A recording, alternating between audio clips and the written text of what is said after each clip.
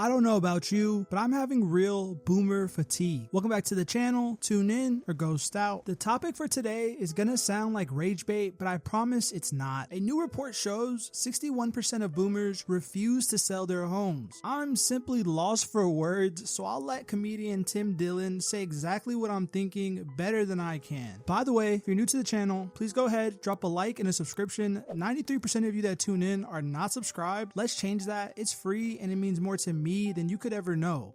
Boomers are 85 years old, riddled with 4 cancers, and will not sell their house unless they make $900,000. Absolutely not. Absolutely not. You will never get this house for under 1.9. They refuse to leave.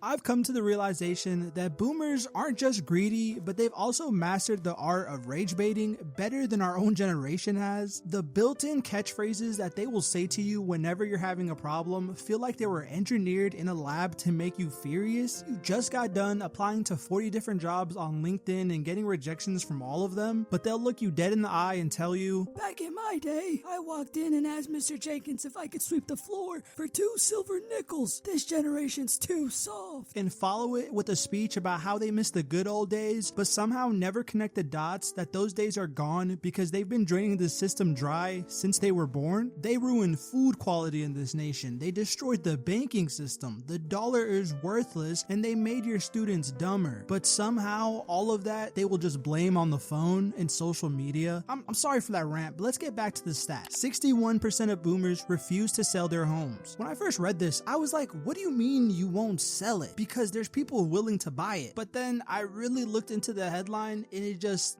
showed that they wanted top dollar for the average house. When prices were at peaks during lockdown, they had no problem selling it to BlackRock, Zillow, Redfin, had no issue selling it to a corporation without even negotiating. But now that the companies aren't buying it anymore, suddenly you don't want to sell it to the kids and the families that need a start. And boomers really just highlight what ruined America. The obsession with squeezing insane returns out of everything. If they could buy up the air, I truly think they would. I want to say I don't blame them, but I do. The reason a lot of them don't want to sell their homes is because that's the only investment they've made for their entire lives. The things that people don't tell you about boomers is that a lot of them did not take advantage of the times they lived in. And while there is a top 1% and most of them are boomers, most of the other boomers got screwed over voting for these policies that made a top 1% this strong. Which is crazy to see them bootlicking so much for a system that doesn't work for anybody, but all the terrible mistakes they've made really have a fallout on everybody, not just us as Gen Z. Some disturbing facts to hear are actually at the first time homebuyer age went up from 30 to 38, and the median age of homebuyers today is 55 years old. That also used to be 30. The ramifications of this are kind of insane when you think about it. Living with your parents well into your 20s is already commonplace in Gen Z, but this trend actually started all the way back in Gen X. But as that first time homebuyer age keeps rising, the starting lines for people's adult lives keep getting pushed back. This means delaying having kids, minimizes your wealth growing potential, and makes life at your older age very uncertain. All of this just because you can't afford a home. But we don't just have a housing problem in America. We have an affordability crisis, and it's not random. The system was designed to reward the first people at the table and punish everyone else who came later. The dark irony in all this is boomers know that they have maybe 10 years left if they're lucky, and I'm not wishing anything on them. This is just simple life expectancy. So them refusing to sell these homes is a clear sign that they would rather be buried with them than let go of the America that they used to know. The version where they were the only ones that mattered. That's why I've got boomer fatigue, because I don't have to invent stats. I don't have to twist logic. The damage they've done is right in front of us. They've been wrecking the economy since the 70s, and we still can't seem to shake them because both parties keep feeding us nothing but boomer candidates, so the rest of the boomers can just sit in Congress and cash fat checks doing nothing. And don't believe me, the past 4 presidents, excluding Biden, have been boomer, and Biden is older than them, so it's not getting any better. What are we even doing as a country? I would understand if they had some knowledge that we just don't have, but they time and time prove that they don't. And then the news wants to wonder why Gen X is having trouble, why millennials are having trouble, and now why Gen Z is having trouble. Gen X faced insane inflation, millennials, recession straight after college, Gen Z, depression straight after college. Where's our are boom. I don't want to waste your time and pull up economic reports for the past 80 years to prove it, but honestly, you just have to look outside. At the moment of me recording this, boomers have just shut down the government because they can't reach a deal. Millions of Americans will suffer because of this. People who receive benefits, people in our armed services, people in our national parks, but they're going back and forth arguing about money that should be spent here and there, even though we've been living with decades on top of decades of mismanagement. I sound like I'm complaining, and it's because I am. Terrible air quality, stagnant wages, a mental health epidemic, declining schools, skyrocketing education costs. This is the boomer to doomer pipeline, and more people are going down it. Terrible management, endless tax breaks, and loopholes for the rich, and scraps for everybody else. If you've ever wondered my stance on politics, I try to take a neutral stance. I try to look at things from a pros and cons, not from a sides and color, because once you take the mask off both parties, it's old people behind them. It is old money trying to maintain power as it always has. The old age was the days of the kings and the queens. The new age is the day of the bureaucrats. We need to move on to the future, because frankly, I don't think boomers want us to reach it. If you agree or disagree with anything I said here today, I know it was more of a rant rather than a normal video, but let me know down below in the comments, what are your opinions about everything going on? And once again, drop a like and a subscription. It helps me continue to make these videos, and it's free. But with that being said, thank you for tuning in, and till next time.